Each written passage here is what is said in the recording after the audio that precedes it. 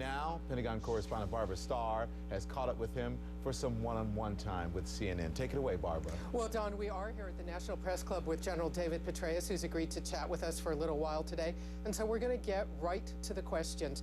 General Petraeus, we are all awaiting, of course, President Bush is going to address the nation tomorrow night about the war in Iraq. And he has now said for many years that the war is important in Iraq, in his view, because it will prevent terrorism from coming to the United States. Can you help explain to Americans the war which you run, how that war makes any single American family more safe today? Well, as I explained yesterday, we have enormous national interests in Iraq, first of all, in helping Iraq achieve its objectives, our objectives of a secure, stable Iraq, connected into the region, not a regional problem, not a base for al-Qaeda in which to train and export terror. And certainly that's one of those areas in which we would have enormous concern were our objectives not achieved in that country. Also concerns about potential Iranian influence, a humanitarian disaster of enormous proportions, and there's already been enormous humanitarian loss there, with 2 million perhaps outside the country, and perhaps that many more displaced in the country. All of these represent big national interests to us. And again, this piece of Iraq in the global war on terrorism, where we believe the CIA director, the Joint Special Operations Command commander, all believe that Iraq is the central front for al-Qaeda's global war of terror. And that would be an adrenaline shot.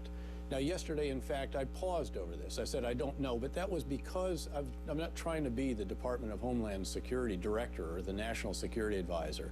My focus has been, as the MNFI commander, to focus in that country and to give recommendations on how to achieve our objectives there, objectives that are part of our greater national policy and our greater national security objectives. But can you understand, as the commander of that war, why many Americans and many in Congress are expressing their skepticism about that linkage? They haven't, many people say, seen the link between the war in Iraq and, in fact, the president's contention that it relates to America's security here at home. Well, I think, again, we have huge security interests wrapped up in Iraq, in helping achieve the objectives of Iraq and our own objectives in a region that is enormously volatile.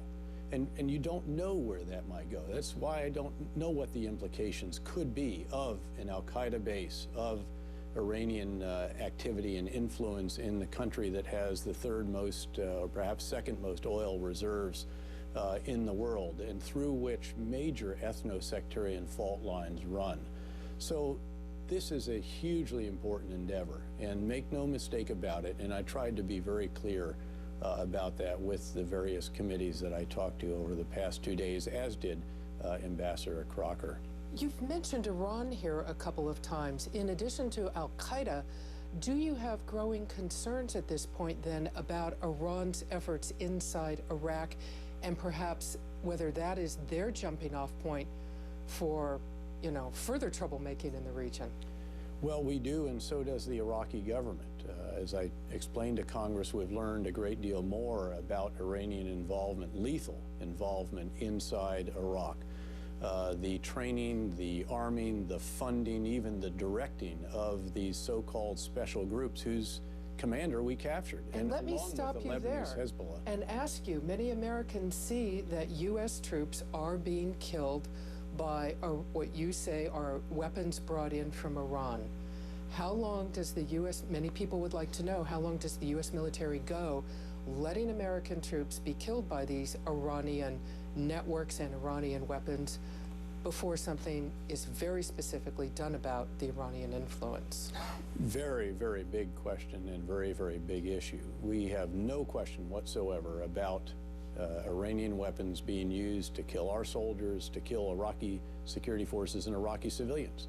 In fact, we have the remnants of a 240 millimeter rocket that hit one of our camps yesterday and caused wounds of a number of our soldiers. And our spokesman there, Major General Bergner, is going to put those fragments on the podium today or tomorrow and show what has been taking place there. Again, the explosively formed projectiles, the so-called EFPs, these very lethal improvised explosive devices, they come from Iran. There's no question about that. And we captured a cache of those in the last 48 hours as well. So that has not stopped, despite Ambassador Crocker sitting down with his counterpart on a couple of occasions, despite Prime Minister Maliki and other leaders of the Iraqi government, with whom we have obviously shared what we have learned in the documents and so forth that we captured, the hard drives of the head of the special groups, their Lebanese Hezbollah operative, and so forth. Okay, well, General Petraeus, we thank you for your time this afternoon. Don, you hear some of the General's latest thoughts and certainly a lot of issues.